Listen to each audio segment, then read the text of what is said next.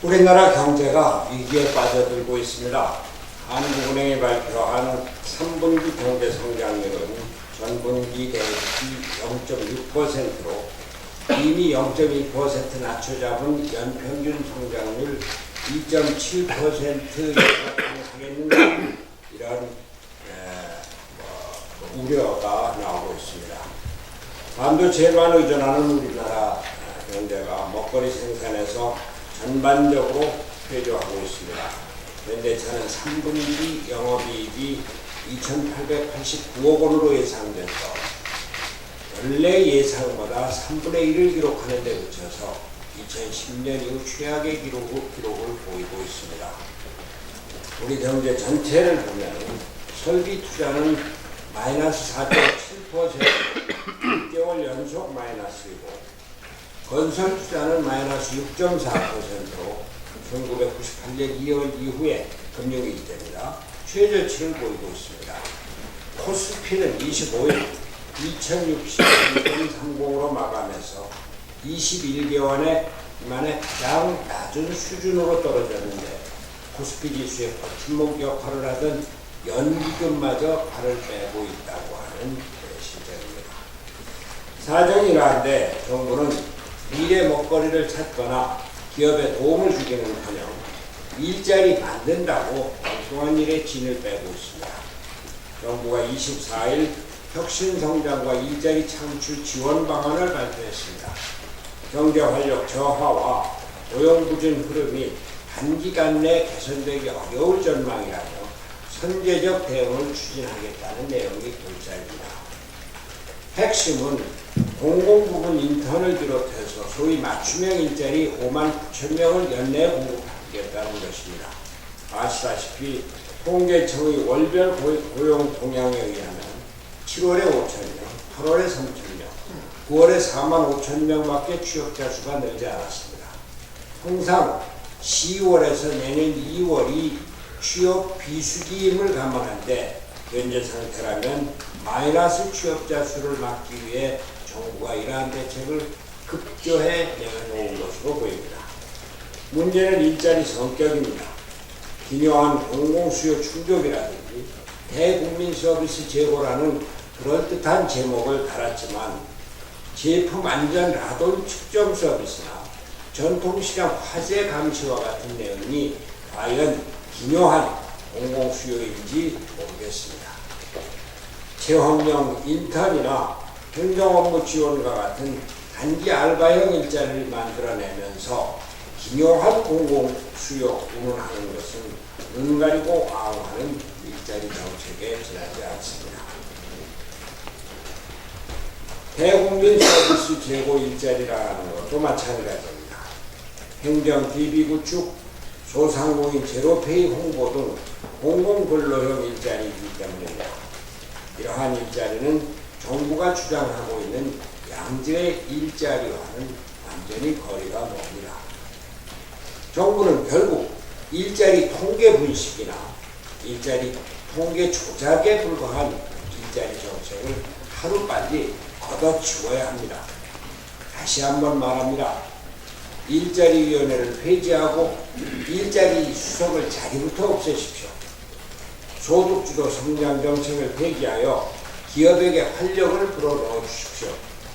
최저임금 인상을 동결하거나 실행 시기를 연기해서 소상공인, 자영업자, 중소기업에 기업을 영위할 용기를 불러넣어 주십시오. 대통령의 철학부터 바뀌어야 합니다. 일자리는 예산으로 만드는 것이 아니고 시장에서 기업이 만드는 것임을 실천으로 보여주십시오. 경제가 이렇게 어려운데 청와대는 남북 정상선언의 국회 비준 동의 문제를 갖고 법리 논쟁을 일으켜서 국론 분열을 야기하고 있습니다. 길게 말씀드리지 않겠습니다. 문재인 대통령은 우리 바른미래당이 이 문제는 대통령이 비준할 문제이며 판문점 선언의 국회 비준 동의 요구를 철회할 것을 요구한 것, 그 뜻을 정확히 이해하시고 이를 시행해 주시기 바랍니다. 네, 원내대표입니다. 조명래 환경부 장관 후보자에 대한 국회 인사청문회가 끝났습니다. 조 후보자는 인사청문회를 통해서 불법 증여, 가운계약서, 위장전입, 정치적 중립 훼손, 거짓 증언 등이 드러났습니다. 국무위원으로서 도덕성, 청렴성, 균형적 사고 등 모든 면에서 부적절하다는 사실이 확인됐습니다. 조 후보자의 해명은 더욱 가관이었습니다. 2살짜리 손자가 보유한 2,200만 원의 예금이 조 후보자가 준 차비를 모은 것이라고 했는데 그 누가 납득하겠습니까? 청와대의 인사 및 검증 시스템도 지적하지 않을 수가 없습니다. 조 후보자는 문재인 정부의 공직자 인사배제의 7대 원칙에 분명히 어긋나는 인사입니다. 청와대의 인사 및 검증 시스템은 이번뿐만이 아니라 번번이 인사 원칙 기준에 어긋나는 인사를 내놓고 있습니다. 과연 인사 추천과 검증이라는 시스템이 존재하고 있는지 궁금합니다.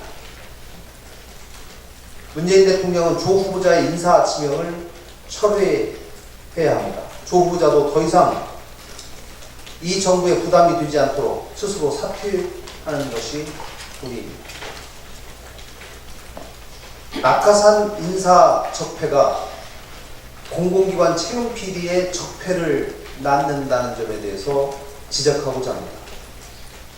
어제 바른미래당은 문재인 정부의 공공기관 낙하산 인사에 대해서 집중적으로 지적했습니다. 낙하산 인사는 과거 이명박 정부 당시는 일명 고소형 인사, 또 박근혜 정부에서는 정피아 인사로 불리면서 문제가 된 바 있습니다. 문재인 정부의 캠코더 인사도 이해 못지 않습니다. 박근혜 정부 2년 동안 이루어진 낙하산 인사 규모보다 문재인 정부의 1년 4개월 동안에 이루어진 낙하산 인사가 훨씬 많습니다. 낙하산 인사의 문제는 그것에서만 끝나지 않습니다. 낙하산 인사의 적폐가 최근 크게 문제가 된 공공기관 내 고용세습 및 채용 비리를 유발하는 것이나 다름없습니다. 위가 낙하산 인사이다 보니 아래는 온정주의, 연고주의 인사가 팔을 치는 것입니다. 낙하산 인사부터가 적폐인데 해당 조직에서 벌어지는 채용 비리 적폐를 제대로 지적해낼 것이라고 생각하는 사람은 많지 않을 것입니다. 문재인 정부와 여당인 더불어민주당은 문재인 정부 취임 후 줄곧 적폐청산을 주장해 왔습니다. 그러면서 낙하산 인사 적폐는 스스로 만들어내고 있습니다. 고용세습 및 채용비리 적폐는 모른 척 하고 있습니다. 모순 중에 모순입니다. 민주당은 지금이라도 공공기관 고용세습과 채용비리에 관련한 국정조사에 응답해야 합니다. 문재인 정부는 낙하산 인사를 멈춰야 합니다. 이것이야말로 진정한 적폐청산입니다. 사회 정의를 가로세우는 것입니다. 대한민국의 청년들에게 공정하고 공평한 기회를 만들어주는 길이라는 점을 명심해야 합니다. 이상입니다.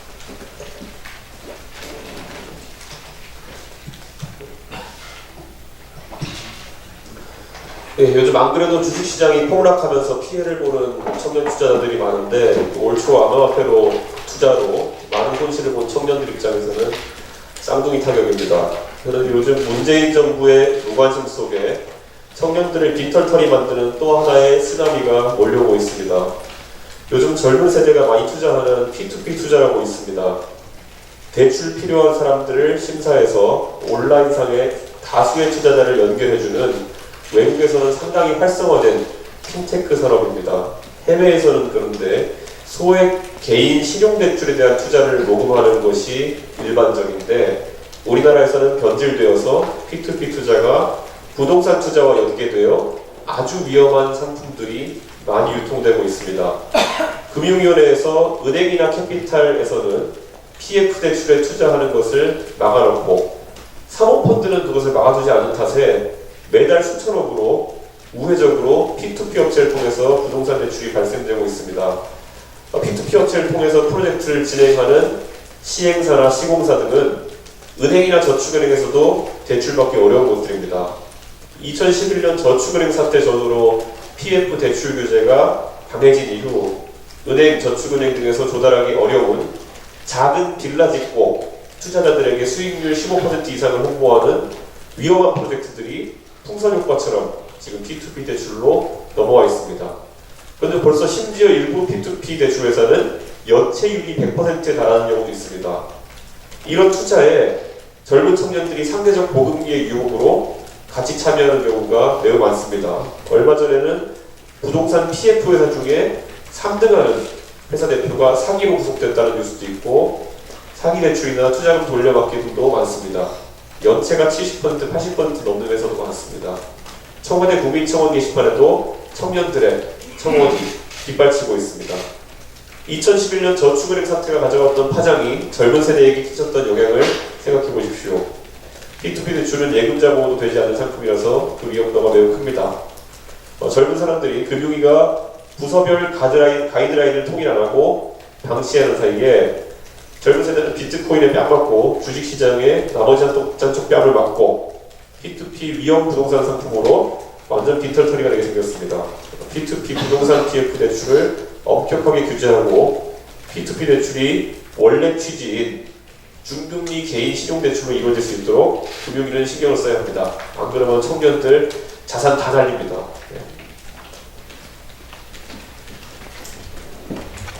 네. 정말 답답합니다.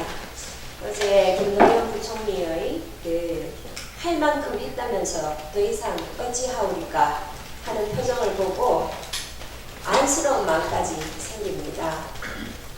지금 나온 일자리 대책도 경론을 거쳐서 나온 결론이고 이것이 우리의 현실이고 실력이라고 했습니다. 비정규직 없애겠다고 영역회사 직원까지 정규직화시키라고 난리를 쳤는데 또다시 비정규직 5만 9천 개 만든다니 참 기가 찬 노릇입니다.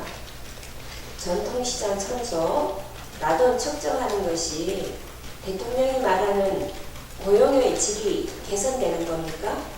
그런 일자리입니까? 최저임금 인상이나 근로시간 단축 등이 지금의 원인이 된 것은 이미 전 국민이 다 알고 있습니다.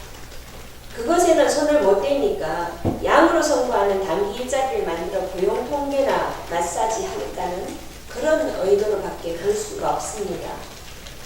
정부가 꺼내기 어려운 말, 우리 바른미래당이 이미 꺼냈습니다. 내년 최저임금 인상 동결하시기 바랍니다. 그리고 대통령께서 작년과 달라진 게 뭐가 있냐고 질책을 하신다고 합니다. 이런 사람이 하는 겁니다. 만약에 능력은 있으나 게으른 사람이라면 이런 질책을 하면 효과가 있습니다. 하지만 원래 능력의 한계가 그것이라면 매일 질책을 해도 아무 소용이 없습니다. 실력이 안 되는 사람은 교체가 답입니다. 코드 인사라는 것만 제외하면 인재는 우리나라에 널려 있습니다. 사람을 바꾸시기 바랍니다. 그리고 또 한 가지요. 저는 청와대에 묻고 싶습니다. 북한은 국가입니까? 국가가 아닙니까? 국가가 아니면 대한민국의 일부입니까? 아니면 무엇입니까? 우리 국민은 지금 너무나 헷갈리고 혼동스럽습니다. 대한민국에서 북한이란 어떤 존재인지 정부는 명확하게 국민에게 설명을 좀 해주십시오. 감사합니다.